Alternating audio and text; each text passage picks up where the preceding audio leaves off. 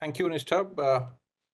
First of all, thank you once again, NESA, Jeffrey Pine, for making this happen. My sincere thanks to the speakers from both the sides, Nancy ma'am, Dr. Samir Lalwani, Dr. Michael Kugman, Ambassador Mudgal sir, Mr. Sanjay Baru, Sarabjit Parmar sir, Professor Atri. Thank you all very much for making it all happen. I will dive straight away into my presentation. So I just wanted to make an introductory remark on what this UDA framework is all about, so that all our experts in the panel can revolve their discussion on the Indo-US relations around the UDA framework. So the UDA framework for safe, secure, sustainable growth. As you know, 75% of the earth is water, and in that 90% is below the surface of the water. But unfortunately, the underwater domain awareness has somehow not received enough attention, is what I would like to submit. And there's a lot of work to be done. And particularly for the global south and the Indo-Pacific, it is very important that we have a broader focus, not a very narrow focus on security. So the safety from natural disasters, security, of course, sustainability and growth need to be given far more priority. And when I say in the new global order, we are now focusing on the Indo-Pacific in the new global order. So what are the uniqueness of the Indo-Pacific and how do we take things forward? So typically, it is very important for us to acknowledge the tropical challenges and opportunities. The tropical waters are very, very different from the temperate and the polar region, particularly the Greenland, Iceland, UK gap, where the underwater technology development happened during the Cold War period. The sonars that are the main devices for underwater domain awareness or looking below the water suffer 60% degradation of performance. So it's very, very important that in our strategic discourse, the tropical characteristics are given priority. Typically, I find that the tropical characteristics misses out, and that gives us a very, very different understanding or appreciation of the underwater domain. Now, if we just look at the Indo-Pacific strategic space, by definition, it is the tropical waters of the Indian Ocean and the Pacific Ocean. So it's very, very important that the tropical waters or the tropical characteristics are understood. And there are multiple other aspects: rich biodiversity, the sediment transports pattern is very, very different. So navigability becomes very, very difficult in these waters. So, and of course, the sonar performance, I mean, 60% degradation is something we need to keep in mind. Now, for any strategic perspective, people, economy, nature become very, very critical. And in this part of the world, I think 1/4 of the humanity resides in this part of the world. I mean, I'm talking about just the Indian Ocean region. So the challenges are very different. The socio-economic, socio-political, and socio-cultural challenges are very different. We also boast of 10,000 years of civilization legacy. In the 13th century, we did boast of a very rich maritime heritage. So how do we take the traditional knowledge and traditional practices forward, and how do we map it onto the modern ways to make sure that we are able to tackle the site-specific characteristics? So the coastal communities and the riverine communities need to be prioritized, and we need to have inclusive governance. Typically, what we see in this part of the world is the development becomes actually a big problem, or the local communities or the indigenous community become a victim of development. So how do we make it more inclusive is something we need to look at. Now, the economy is a very important part. I mean, and we know post-COVID, there has been a serious issue as far as the economic situation is concerned. So how do we bring more and more activities which are sustainable and which are able to take things forward? So it's very, very important to identify those areas and to take things forward. Identify and then try and resolve those issues. And of course, sustainability will always remain a very important aspect. And there are, when we talk about environment impact assessment, there are issues which completely get neglected. Something like acoustic habitat degradation, which is very unique to the underwater domain. Now, maritime domain awareness, we are all aware, became very, very critical, or got enough attention, particularly post the 9/11 globally, led by the US, and in the Indian Ocean region after the 26/11. And India did have a role to play in that. I mean, not just that we suffered, but the MDA post that became very, very important, and enough infrastructure investment and a lot of effort has gone into it. But my worry is that it remained a security-driven formulation. So the other stakeholders found it very hard to participate in the whole MDA framework. And as a result of that, it remained on the surface. The underwater component somehow did not get enough attention because the capacity and capability building is very, very different from the surface MDA that we look at. So we need to make it far more inclusive is what my submission here is. Now, the stakeholders are well known. I will not dwell too much here, but just to give you a sense of what it is. I mean, even if we deal with a lot of transboundary river situations, and security in the transboundary rivers is also a very important aspect. So there again, underwater threat, and particularly given the political volatility in this region and the non-state actors being so active, we need to be very, very careful, and we need to develop underwater capabilities in a very, very different manner. Particularly blue economy, the contribution of the blue economy to the GDP of this part of the world is really very, very minuscule. How do we take it forward?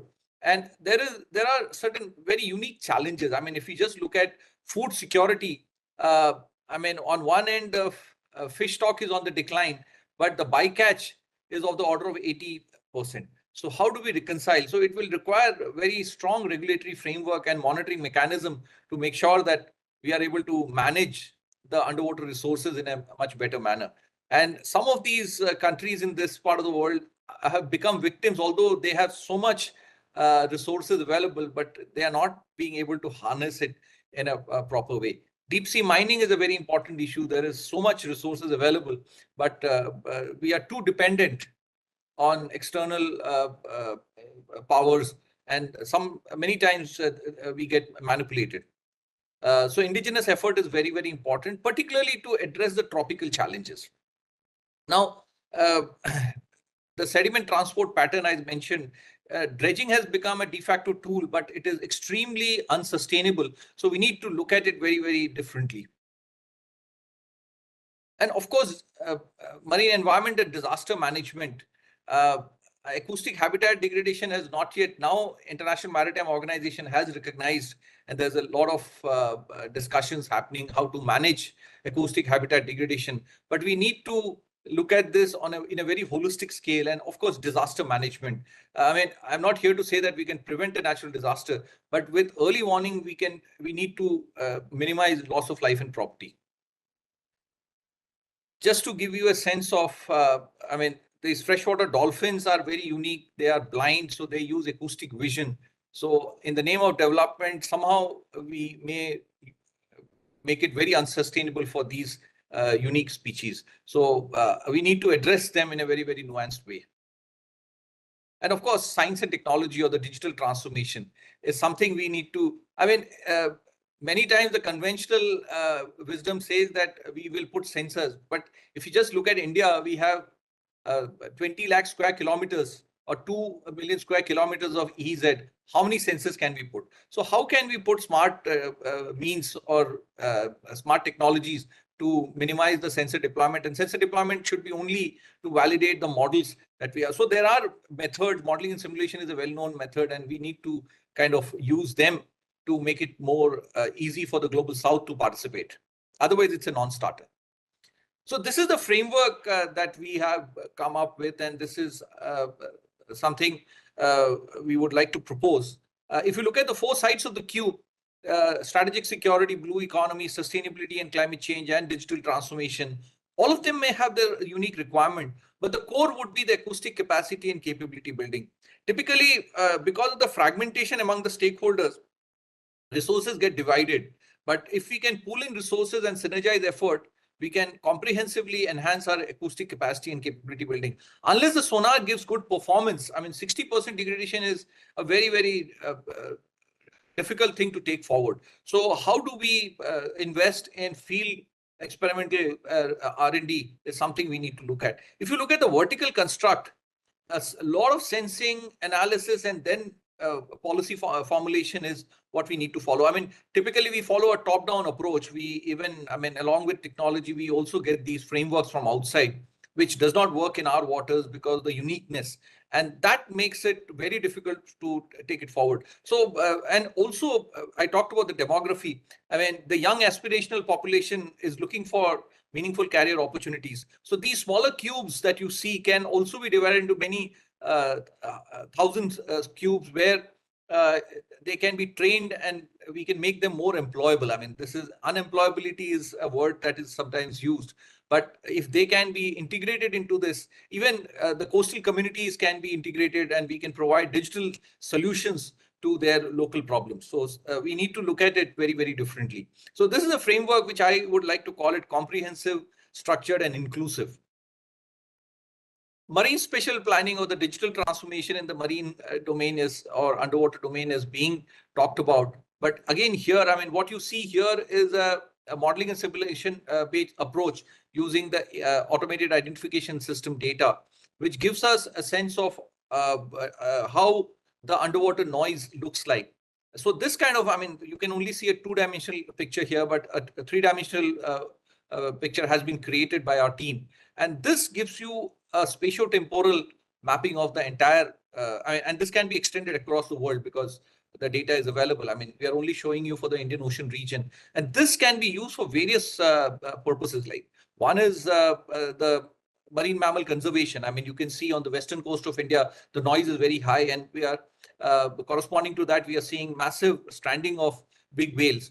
But such even deployment of sonars, passive sonars, or even submarine deployment can use such a thing. And we have built those tools and we've been recognized globally for that. Even underwater noise is very, very important to manage the noise due to shipping. I mean, below 1 kilohertz is the shipping noise, which is the most dominant, and how to manage that or how to contain that. And that has gone to International Maritime Organization as India's paper. And India has been now nominated as a lead country for underwater noise in the Indian Ocean. We are very proud to be part of that. I mean, we wrote that paper and we're happy that we've been recognized for our effort. Now, what is acoustic capacity and capability building? I mentioned modeling and simulation. Now, the field validation will require to see, to understand, and to share. The to see is the sensors and the platforms, autonomous underwater vehicles, and various surface platforms or submarines that can take the sensor to the deployment location. This is a part which we can definitely, we can collaborate and we need support. I mean, even US has developed a lot of capability. This is something where we need to collaborate and we need to get their support. But the second part, to understand, is something I feel that a lot of indigenous effort is required, because pre-processing, I mean, the local conditions are very, very different. The tropical conditions that we've been talking is very different. And unless we put indigenous effort, I don't think a generalized solution will not work here. So site-specific efforts will be required. So the pre-processing and even the application-specific, because again, the deployments will be very, very unique. So the data analysis has to be indigenous, and I think there is enough capability here. The focus is required. The third is to share. Now, depending on the user, a very customized display is required. Whether it is a policymaker, he needs very different strategic data, but the stakeholder will require tactical information for managing the operation. And even at the ground level, I mean, whether it is a fisherman or whether it is a coastal community person, they need very specific data. And even the displays will have to be unique. I mean, at the ground level, they need smaller mobile platforms or mobile apps, but at the top level, we can have big screens. So it has to be very, very customized. The second is the manpower. I mean, when we talk about digital transformation, we need three types of manpower. I mean, first is the high-end data analysts.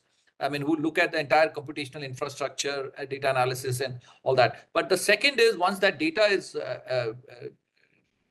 received, we need domain specialists. I mean, right from political science to various other disciplines who will interpret that data and build the technology intervention and the policy intervention. And the third is more interesting for me, the field deployment specialist. I mean, we have to deploy people on the waterfront. And there, I think the coastal community and the riverine communities will be far more effective in terms of using their traditional knowledge and traditional practices to make sure that we are able to kind of harness And it will be a very, very inclusive approach where the coastal communities become part of a larger digital transformation initiative. That's all from my side. Thank you so much for your attention.